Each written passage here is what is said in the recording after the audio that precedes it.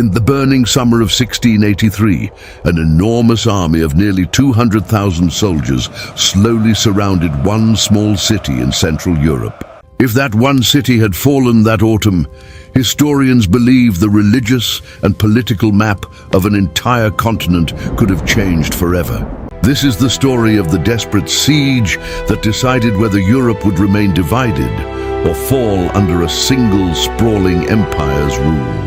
For nearly 2 grueling months, the fate of millions of people rested on crumbling stone walls and a small, starving garrison of defenders. What happened outside Vienna's ancient gates that autumn would echo loudly through European politics for 3 long, transformative centuries. By the year 1683, the Ottoman Empire stretched proudly across 3 continents, ruled from distant Istanbul by young Sultan Mehmed IV. His ambitious Grand Vizier, Kara Mustafa Pasha, dreamed of a conquest far greater than any Ottoman commander had ever achieved before him. To Kara Mustafa, the city of Vienna was not merely a target, it was the golden gateway leading straight into the very heart of Christian Europe. A massive army of roughly 150,000 soldiers, cannon and engineers began marching north that spring toward distant Austria. Ottoman cavalry, heavy artillery and skilled siege engineers moved together as one disciplined machine built purely for conquest and domination. Word of the slowly advancing army spread through nervous European courts faster than any messenger could ride, sparking genuine terror everywhere. Inside Vienna itself, Emperor Leopold I made a decision that stunned his subjects, quietly fleeing his own threatened capital city. Command of the defense was left to Count Ernst Rudiger von Starhemberg, a soldier now facing an almost impossible task of survival against odds. He commanded barely 11,000 tired soldiers and a few thousand armed citizens against an enemy roughly 12 times their own size. Workers hurriedly tore down suburban houses outside the walls, denying the approaching Ottomans any cover for their coming brutal assault. Every single gate was reinforced, every cellar stocked with grain, and every able body given a role in the coming desperate struggle for survival. The frightened city braced itself, knowing surrender might bring mercy, while stubborn resistance could just as easily mean total annihilation.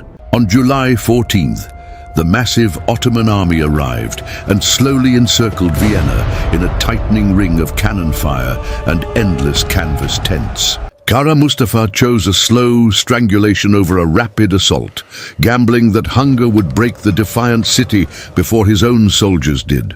Ottoman engineers began digging long tunnels beneath the city's ancient walls, packing them with gunpowder meant to blast the defenses wide open. Each underground explosion sent violent tremors through the frightened city, and every collapsed wall brought the enemy a step closer to victory. Defenders fought desperately in the smoking rubble, hand to hand, in narrow breaches barely wide enough for a single struggling armed man. Disease crept steadily through the crowded, filthy streets, and food supplies shrank further with every long, agonizing week of the siege. By late August, Starhemberg's exhausted garrison had been reduced to a small fraction of its already meager, dwindling fighting strength overall. Desperate messages smuggled past enemy lines begged for urgent help, warning that Vienna simply could not survive many more days like this. Across nervous Europe, an unlikely alliance slowly formed between rival kings and princes who had normally distrusted one another completely.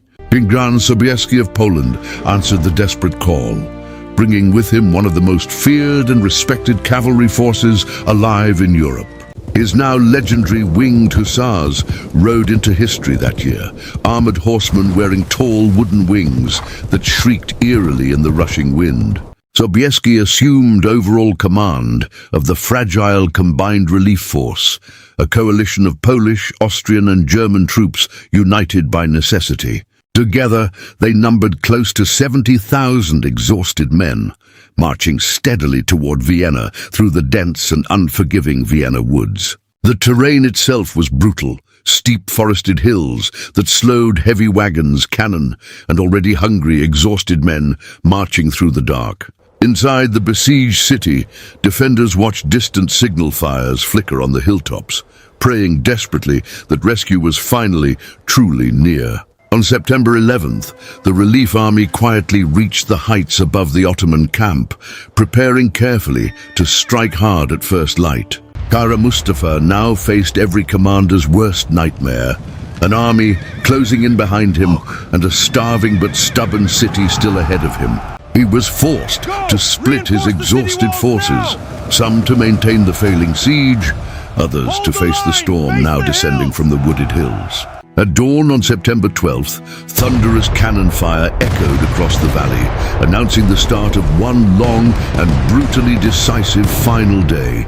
For long, brutal hours, Austrian, German and Polish infantry fought their way down through vineyards, farmland and shattered rural villages.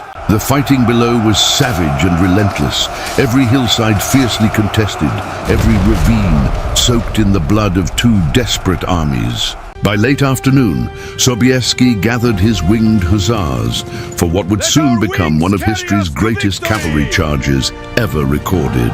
18,000 mounted horsemen thundered down the slopes together as one, the largest cavalry charge Europe had ever witnessed in its history. The very ground shook beneath them, wooden wings screamed in the wind, and the Ottoman lines shattered under the sheer, crushing weight of steel. Panic spread instantly through the Ottoman camp, faster than any messenger could ride, faster than any officer could possibly hope to contain it. Kara Mustafa's grand army, which had terrified an entire continent for months, collapsed within hours into a chaotic and desperate retreat. By evening, the city of Vienna had been saved, and Sobieski famously declared that he had come, he had seen, and God alone had truly conquered. The Ottoman retreat quietly marked the beginning of a long, slow decline that would reshape the entire empire for the next 2 full centuries. Kara Mustafa returned home in utter disgrace, and the furious Sultan soon afterward ordered his execution for the catastrophic military failure. Europe, meanwhile, openly celebrated a victory that many devout believers felt had truly saved all of Christendom from total foreign conquest. Historians still argue passionately over what might have happened had Vienna quietly fallen on that fateful September morning back in 1683. Would Ottoman armies have pushed even deeper into Germany, reshaping the religion, borders and politics of an entire continent for generations? Instead, the delicate balance of European power slowly began tilting westward, quietly setting the stage for the many centuries that followed. If this story moved you even slightly, consider subscribing for more forgotten turning points that quietly reshaped our entire modern world today. Tell us in the comments below which siege, empire or forgotten battle you would like to see reconstructed next, right here on this very channel.